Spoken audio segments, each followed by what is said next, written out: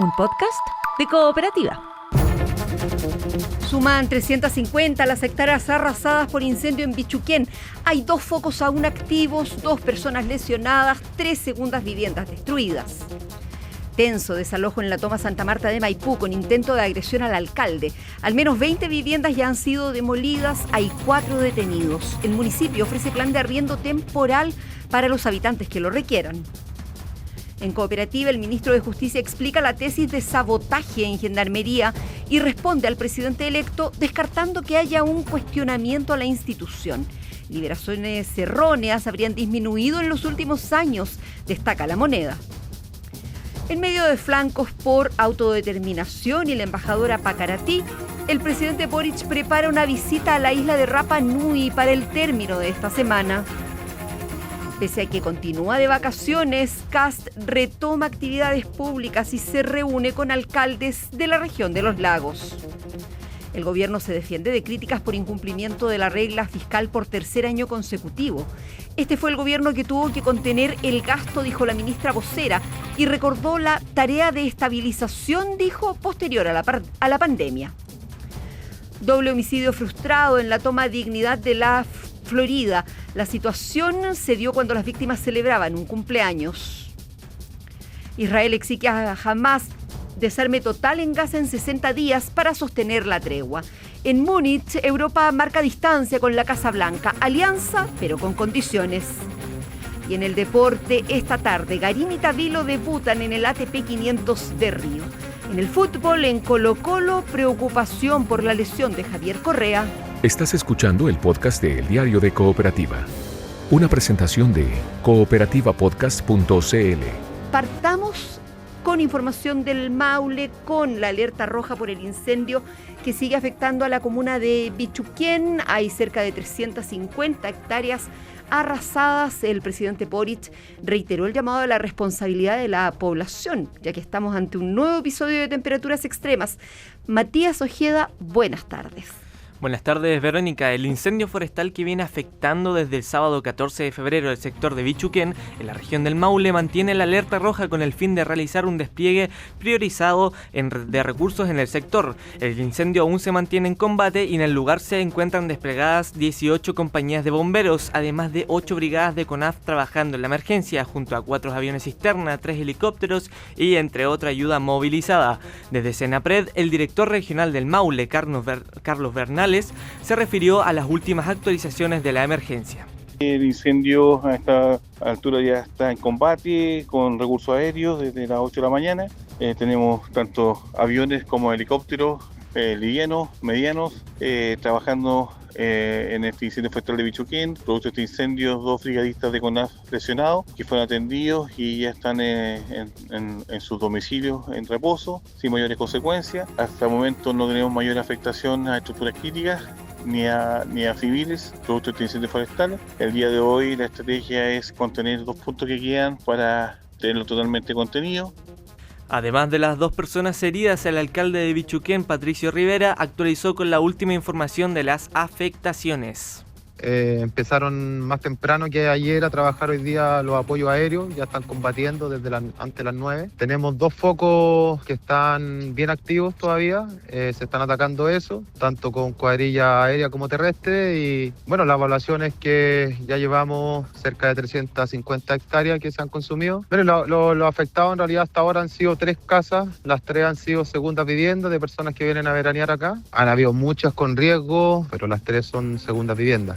Dentro de la misma línea, el presidente de la República, Gabriel Boric, hizo un llamado en contra de la provocación de incendios.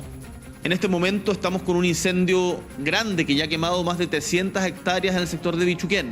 Todos los días estamos combatiendo incendios y cuando hay altas temperaturas el riesgo es muchísimo mayor y ya hemos visto todos las consecuencias de los incendios, pero no queremos más incendios. El 99% de los incendios son producto de la acción humana. Los insto a que se cuiden, a que nos cuidemos entre todos, a que no se conviertan en potenciales asesinos, dejando un fuego que no debió haber sido prendido y que finalmente destroce vidas, casas, recuerdos. De nosotros depende. En medio de la emergencia, la municipalidad de Bichuquén habilitó centros de acopio para recibir donaciones de alimentos para los equipos que combaten el fuego en el liceo Entre Aguas de Yico. Y aunque aún no hay una evacuación confirmada, las autoridades llaman a la población a mantenerse alejada de la zona afectada. Es Matías Ojeda con la información de lo que está ocurriendo ahí en la región del Maule en torno al lago Bichuquén, que enfrenta además, sabemos, una muy grave crisis sanitaria y ambiental. Permanece cerrado el lago en esta temporada por una floración tóxica de cianobacterias, de algas que representan un riesgo alto para la salud humana y también de las mascotas. Eso eventualmente puede estar ayudando al control también de este incendio, porque andan muy pocos turistas en la zona de Bichuquén en esta época en que habitualmente está todo muy lleno. Muchas gracias, Matías. Buenas tardes. Buenas tardes. Nos vamos un poco más al sur, a la región del Biobío. Este martes se cumple un mes de la tragedia de los incendios forestales en esta región y en el Ñuble. Los afectados esperan que el proceso hacia la vivienda transitoria de emergencia se acelere en vísperas de un nuevo anuncio de lluvias. Christopher Espinosa, buenas tardes. Hola Verónica, muy buenas tardes. Sí, este martes, ya mañana, se cumple un mes de la tragedia de los incendios forestales en 4 comunas de la región del Biobío: Penco, Tomé, Concepción y Florida. Evidentemente la mayor cantidad de afectados se encuentran en Lirquén, comuna de Penco. Allí durante este mes se han visto diferentes muestras de solidaridad. Tal vez las más populares y conocidas son las viviendas de emergencia que han entregado influencers.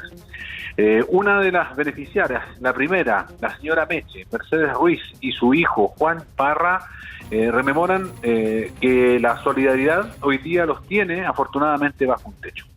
La primera casita que recibí aquí de Pailita, vino a entregármela personalmente, porque esta la instalaron en la noche en la casa. O sea, fue una sorpresa que me dio él para que yo viniera en la mañana, porque nosotros no estamos durmiendo aquí, nosotros dormimos en Penco, donde es mi nieto, y él me dijo, por WhatsApp me mandó que me iba a regalar una casita, pero yo nunca pensé que iba a hacer al tiro. Que ella lo único que había perdido era su guitarra, y Pailita se conmovió y la vino a ver y le dijo: yo le regalo una casita. Y entonces le regaló la casita a la abuelita Meche.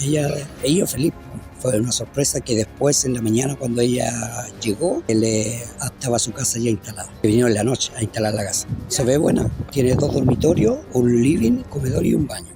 Afortunadamente estas familias han recibido un techo y esperarán otra vez las precipitaciones bajo un techo del cual los puede proteger. Realidad que lamentablemente no es para todos. Son casi 5.000 las viviendas que se necesitan tener para enfrentar de esta manera el invierno. Hay anuncio de precipitaciones para esta jornada de martes 17 de febrero. Un sector fuertemente golpeado es el del comercio, el que poco a poco comienza a reactivarse. El Lirquén, el barrio chino, afortunadamente no sufrió los embates del fuego. Sí, sus trabajadores, la gran mayoría, perdió sus viviendas. Aún así, ya hay algunos locales que comienzan nuevamente a trabajar. Escuchemos a Esterlina Cisternas y Griselda Soto, ambas trabajadoras del barrio chino. Es un desastre que nunca en la vida se había visto aquí. Cuánta gente no perdió sus casas, gente que murió, gente quedó sin nada, niños, abuelitos, ancianos. Ya viene el invierno y hay personas de tercera edad, en matrimonio que tienen niños chicos, que tienen problemas de salud mental igual, entonces hay que darle prioridad a eso. Ha sido lenta porque esperábamos un verano bueno, esperando al turista, pero desgraciadamente pasó esto, pero tenemos fe que vamos a salir adelante. Hace como 3 días que yo empecé a trabajar y me ha ido bien. Así que esperando que venga la gente nomás a comprarnos todo el marisco, porque está todo fresquito, los restaurantes están todos abiertos. La necesidad de vivienda hoy día es la principal urgencia. Y a pocas horas de cumplirse un mes de esta tragedia, el gobierno ha comunicado la entrega de los primeros subsidios de viviendas definitivas, es decir, solución inmediata para quienes perdieron sus casas. Se trata de 12 familias del sector de Punta de Parra que cumplen con todos los requisitos para poder optar a este beneficio de autoconstrucción. En total son 840 millones de pesos para esta solución definitiva a 12 familias. Detalles entrega la Seremi de Vivienda del Biobío, Claudia Toledo. Y en menos de un mes tenemos que destacar que tenemos ya la solución para Ríos de Chile, lo que implica también poder ya llegar con una solución definitiva, con el proceso que eso implica, demoliciones, asignación de subsidios y una serie de otros trámites, pero además acá en Punta de Parra poder implementar un piloto de vivienda industrializada, familias que se comprometieron con esta tipología de vivienda y que permite que con mayor rapidez puedan tener una solución definitiva de alto estándar, una vivienda totalmente terminada que la verdad le viene a dar esperanza a las familias de poder transitar hacia una solución definitiva. Trabajo que continúa realizándose en la zona de catástrofe, Verónica, cuando de manera paralela a esta hora se informa lamentablemente de un incendio al interior del relleno sanitario Hidronor, esto ubicado en la localidad de Copiulemu, en la comuna de Florida, a un costado de la carretera que conecta a Concepción con Cabrero. Se trata del incendio de neumáticos que se ha descontrolado, por lo cual los equipos de emergencia concurren hacia ese lugar porque claramente puede transformarse esto en un problema sanitario al tener un incendio al interior de un relleno sanitario. Una nueva emergencia no es lo que se necesita precisamente en la zona. Gracias, Christopher. Buenas tardes. Que esté muy bien. Revisemos información policial de la jornada en la capital. Sabemos de un doble homicidio frustrado en la comuna de La Florida y también de una encerrona a la presentadora de televisión Macarena Tondró. Cristian Aburto, buenas tardes. Buenas tardes, Verónica. Y sí, como tú lo comentabas, en la toma Dignidad en la comuna de La Florida se produjo un doble homicidio frustrado por ataque con arma de fuego. Las víctimas son una adolescente de 16 años quien recibió un impacto balístico en la zona del tórax, por lo que llegó hasta el hospital de La Florida en riesgo vital, pero fue intervenida quirúrgicamente y su estado es reservado. Y también un adulto de 43 años, quien recibió un disparo en el abdomen y que está grave pero fuera de riesgo vital. Esta situación se generó cuando las víctimas se encontraban en un domicilio celebrando un cumpleaños en la toma antes dicha, cuando un vehículo pasa por fuera de la vivienda y realiza al menos 4 impactos balísticos hacia el interior. 2 de ellos le llegan a este hombre y también a la menor de 16 años. Más detalles del caso los dice la fiscal del equipo contra el crimen organizado y homicidios, Natalia Carrasco. Parte del equipo ECO se recibió información relacionada con la llegada de 2 víctimas acá al hospital de La Florida, quienes habían sufrido impactos balísticos, específicamente una menor de 16 años, con impacto en la zona torácica, llega acá al hospital con riesgo vital. Por esa razón, entonces, ella es intervenida de inmediato. Sabemos que ya salió de cirugía, se encuentra hasta el momento estable, pero su diagnóstico es aún reservado. Y respecto de la víctima adulta, es un hombre de 43 años que recibió un impacto en la zona del abdomen y actualmente se encontraría fuera de riesgo vital. La Brigada de Homicidios de la PDI se encuentra trabajando para esclarecer los hechos. Se logró recuperar evidencia balística y también se realizan distintas diligencias para dar con el paradero de él o los atacantes. En otra información policial, durante la madrugada, la actriz y presentadora de televisión Macarena Tondró sufrió el robo de su vehículo en la comuna de Vitacura mientras circulaba por Vespucio Norte junto a su hija y a 2 mascotas. Esto se produjo cuando un vehículo se le habría adelantado, deteniéndose frente a ella, desde donde descendieron 4 sujetos encapuchados y premunidos con armas de fuego, y uno de ellos con un martillo quien golpeaba el vidrio de su hija de 11 años. Estos sujetos intimidaron a las víctimas y en esa situación una mascota se escapó del vehículo, quien resultó atropellada y fallecida en esta situación. Los sujetos se llevaron el automóvil dándose a la fuga también en dirección desconocida. Más detalles de este suceso los entrega el subcomisario Luis Torres, de la Brigada Investigadora de Robos e Intervención Criminal de la PDI. Fue interceptada una persona quien manejaba en dirección al oriente junto a su hija menor de edad. Un vehículo se posicionó por delante de ellos momentos en los cuales descienden una cantidad entre 3 a 4 sujetos desconocidos masculinos, los cuales intimidan a la víctima con armas de fuego y otros elementos tipo martillo, logrando bajar a la persona para así hacerse el vehículo y huir en dirección desconocida. Ni la actriz ni su hija resultaron lesionadas luego de este suceso y horas después el vehículo logró ser recuperado sin ocupantes en la comuna de Conchalí, por lo que la Brigada Investigadora de Robos de la PDI trabaja en la revisión de cámaras y en las distintas diligencias para dar con el paradero de los individuos que cometieron esta encerrona. En un hecho paralelo, el equipo contra el crimen organizado y homicidios de la Fiscalía entregó detalles preliminares de un cuerpo sin vida que fue encontrado en el cajón del Maipo. Esto sería justo a un costado de la ribera del río Maipo, y sería un cuerpo masculino, que su fallecimiento estaría vinculado a un contexto de crimen organizado. Esta es información totalmente en desarrollo. La referencia de la ubicación es Camino El Toyo. Los equipos especializados trabajan en el lugar para poder esclarecer los hechos, Verónica. El reporte policial lo revisamos con Cristian Aburto. En un rato más tomamos contacto para saber del desalojo del campamento Santa Marta y en la comuna de Maipú. Cristian, gracias. Buenas tardes. Perfecto, sí será. Buenas tardes. El gobierno salió a hacer frente a las críticas por incumplimiento de la regla fiscal luego de que en 2025 cerrara con un déficit de 3,55%. Hay pronunciamientos de la directora de presupuesto, de la ministra vocero. También está la mirada del Consejo Fiscal Autónomo. Todo lo trae Gonzalo Aguirre. Buenas tardes. ¿Qué tal? Buenas tardes. Y luego de que la primera mitad de febrero terminara con los datos del informe de finanzas públicas del último trimestre de 2025, donde se reportó un déficit fiscal estructural de 3,55%, lejos de la meta de 1,1% contenida en la ley de presupuestos del año pasado y por sobre el 2,2% que mostraba el informe anterior. Esta semana ha partido con varios comentarios de las autoridades al respecto. La directora de presupuestos, Javiera Martínez, dijo al Diario Financiero que el desvío del balance efectivo se explica totalmente por un desvío en los ingresos, pues el gasto fue 1% del Producto Interno Bruto más bajo de lo que estaba calculado cuando se ingresó el presupuesto 2025.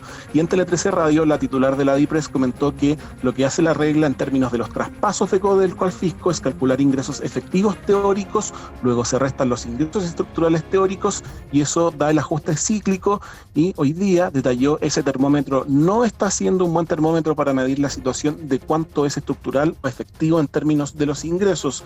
Al respecto, escuchamos el comentario de Gonzalo Escobar, académico de la Facultad de Economía y Negocios de la Universidad Andrés Bello.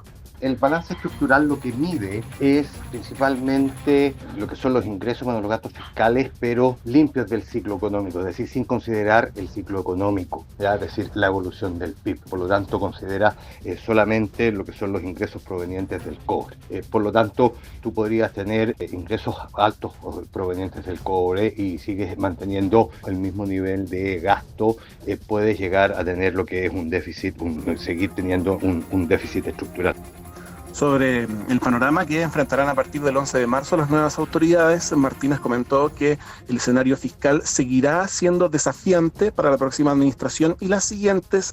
Básicamente dependerá mucho de las metas de política fiscal que se autoimpongan, y añadió que hay que ver qué va sucediendo con el precio del cobre.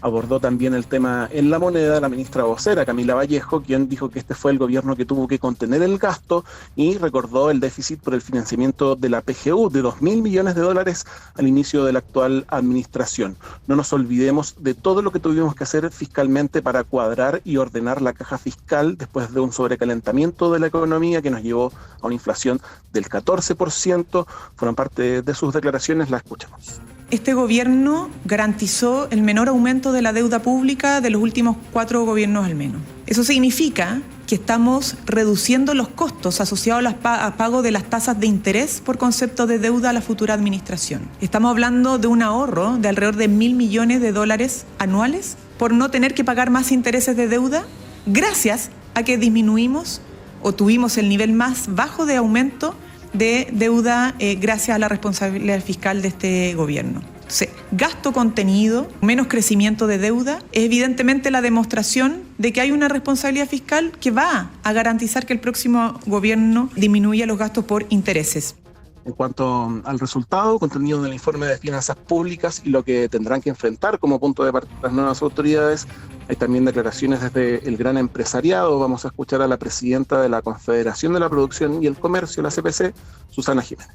Durante el año se fue reconociendo que los ingresos serían menores, pero el gasto no se ajustó con la misma decisión, lo que terminó profundizando el desequilibrio fiscal. Lo más preocupante es que el presupuesto 2026 se construyó sobre el supuesto de reducir el déficit estructural a 1,1% del PIB, pero hoy ese objetivo simplemente no es realista. De hecho, las propias proyecciones muestran que este nivel recién podría alcanzarse hacia el final de la década. Esto refleja que el punto de partida, este 2026, es mucho más débil de lo que se anticipó y que el esfuerzo requerido será mucho mayor. Eso deja a la nueva administración un escenario fiscal muy estrecho y sobre todo desafiante. Y frente a los datos se han producido reacciones desde el Consejo Fiscal Autónomo contenidas en las actas de sus sesiones. Se puede leer que las cifras de cierre fiscal confirman las preocupaciones previamente expresadas por el CFA en cuanto evidencian un desvío adicional respecto del déficit estimado por la DIPRES en el informe de finanzas públicas del tercer trimestre de 2026. Es Gonzalo Aguirre con la información económica. Gracias, buenas tardes. Buenas tardes. Estás escuchando el podcast de El Diario de Cooperativa, una presentación de cooperativapodcast.cl. Alrededor de 20 viviendas ya han sido demolidas en el campamento Santa Marta en la comuna de Maipú. El proceso de desalojo deja hasta ahora 4 personas detenidas, una por intentar agredir al alcalde Bodanovich. Tenemos nuevo contacto con Cristian Aburto desde la zona poniente de la capital. Te escuchamos, Cristian. Así es, Verónica, continuamos en el campamento Santa Marta, aquí en la comuna de Maipú, donde por lo que se ve habría subido el número, ya serían al menos unas 30 viviendas que han sido demolidas por personal especializado y por sus maquinarias. La demolición en concreto comenzó alrededor de las 10:30 de la mañana, luego de que personal municipal retirara a todas las personas que quedaban en el lugar. Si bien este desalojo ha sido en gran parte pacífico, ya cuenta con 4 personas detenidas por distintas causas.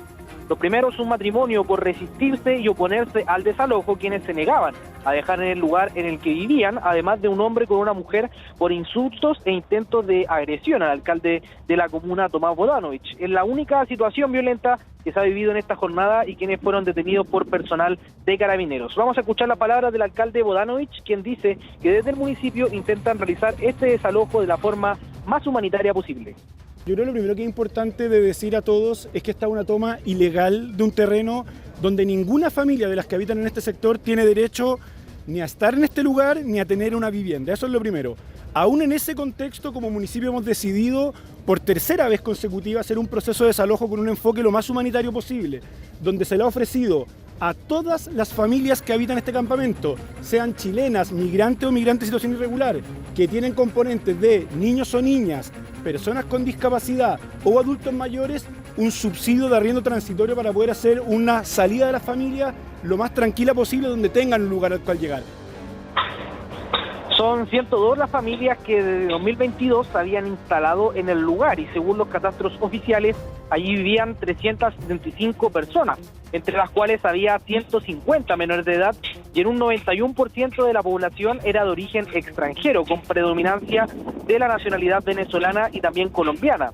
Por estas razones que también la Defensoría de la Niñez y el Instituto Nacional de Derechos Humanos, entre otras instituciones, se hicieron presentes en el lugar, por lo cual personal policial y municipal pasó puerta a puerta ordenando el desalojo de las personas, quienes en su mayoría no opusieron resistencia. Una de las vecinas, quien se oponía en este inicio a la acción, afirmaba que si demolían su vivienda, lo harían con ella y también con sus hijos en el interior.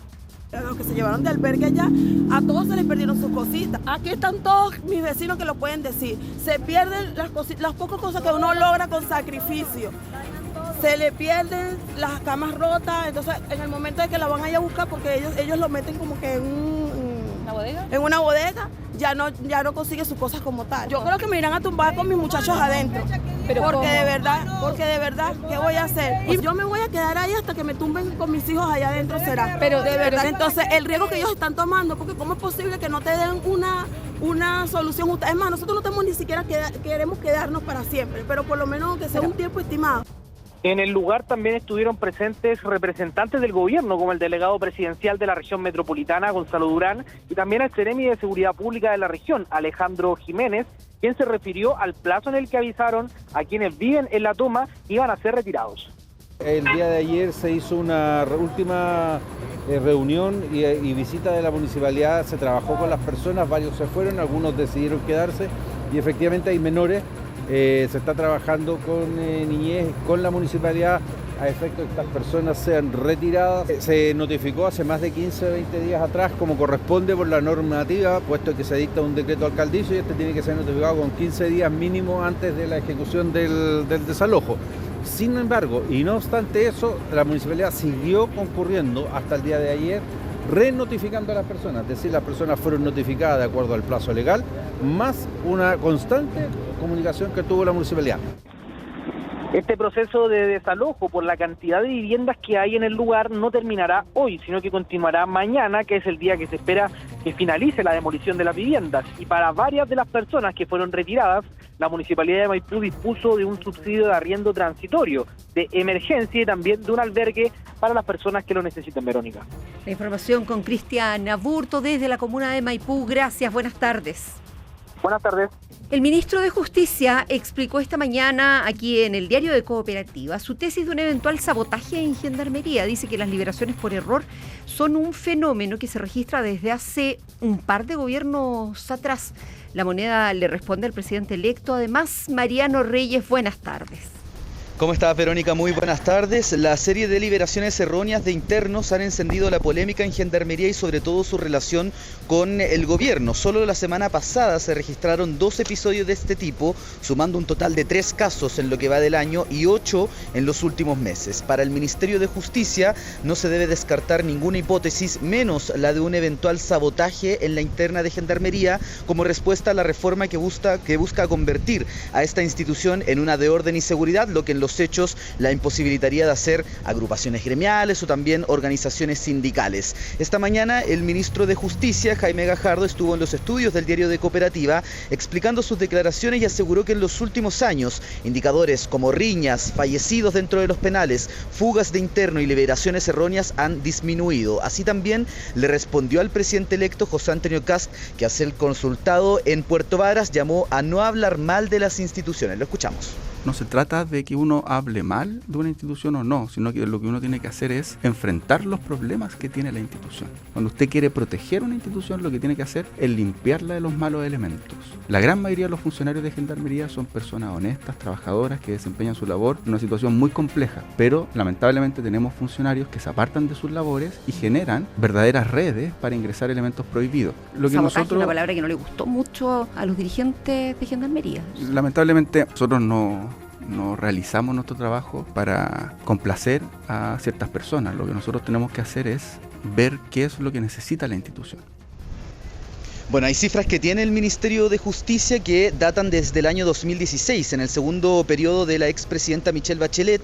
Por ejemplo, en libertades mal otorgadas, en 2016 se reportaron 26, ya en el 2020, bajo el mandato del presidente Piñera, se reportaron 11, y en 2023 se logró disminuir a 6, pero en 2024 y 2025 volvió a ascender esa cifra a 10 y 15 respectivamente. Otro dato importante de considerar en esta ecuación, Verónica, es que ha aumentado también el flujo de la población penal en los últimos años. Ya a esta hora nosotros estamos fuera del Ministerio de Seguridad Pública porque está en desarrollo la bilateral entre autoridades entrantes y salientes de esa cartera. La reforma a Gendarmería puede ser uno de los temas a discutir y hoy el futuro ministro de las Express, José García Ruminot, desde la Moneda Chica entregó su visión sobre esta polémica y aseguró que esa reforma tendría una tramitación expedita. Yo he hablado mucho con los dirigentes de Gendarmería en mi región y ellos me informan de situaciones muy difíciles que viven a diario en las cárceles. Tenemos que respaldar a instituciones que tienen estos enormes desafíos y que son tan importantes para la seguridad de nuestro país. Quizás lo de Gendarmería pueda ser un poco más fácil, más expedito, en el sentido que es una norma en la que además hay bastante consenso.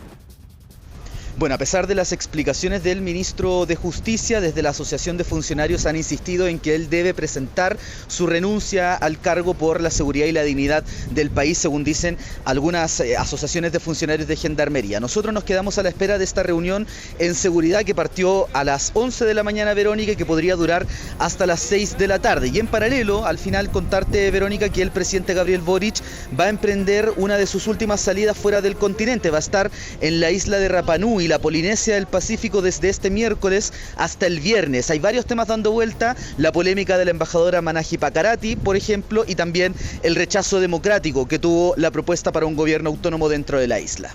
Ese viaje parte el miércoles y es hasta el viernes 20. 2 días. Exactamente. 3 días. ¿Sí? 3 días, en rigor, 2 noches va a estar el presidente Boric ahí en la isla de Rapa Nui. Y lo otro con la reunión que se va a prolongar hasta las 6 de la tarde, la bilateral ahí en seguridad, una muestra de lo relevante que es el tema para este gobierno y también para el que asumirá el próximo 11 de marzo. Gracias, Mariano, seguimos atentos. Que estén bien, muy buenas tardes. Lo que está pasando. Síntesis informativa de El Diario de Cooperativa. Suman 350 las hectáreas arrasadas por incendio en Bichuquén. Hay 2 focos aún activos, 2 personas lesionadas, 3 segundas viviendas destruidas.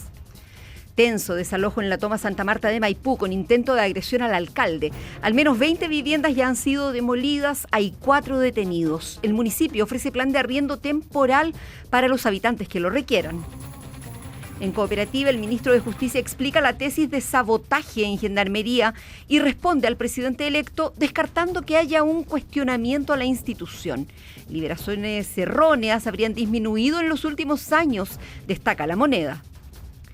En medio de flancos por autodeterminación y la embajadora Pakarati, el presidente Boric prepara una visita a la isla de Rapa Nui para el término de esta semana. Pese a que continúa de vacaciones, Kast retoma actividades públicas y se reúne con alcaldes de la región de los lagos. El gobierno se defiende de críticas por incumplimiento de la regla fiscal por 3er año consecutivo.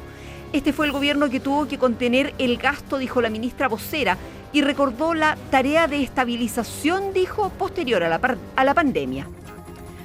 Doble homicidio frustrado en la toma Dignidad de la Florida. La situación se dio cuando las víctimas celebraban un cumpleaños.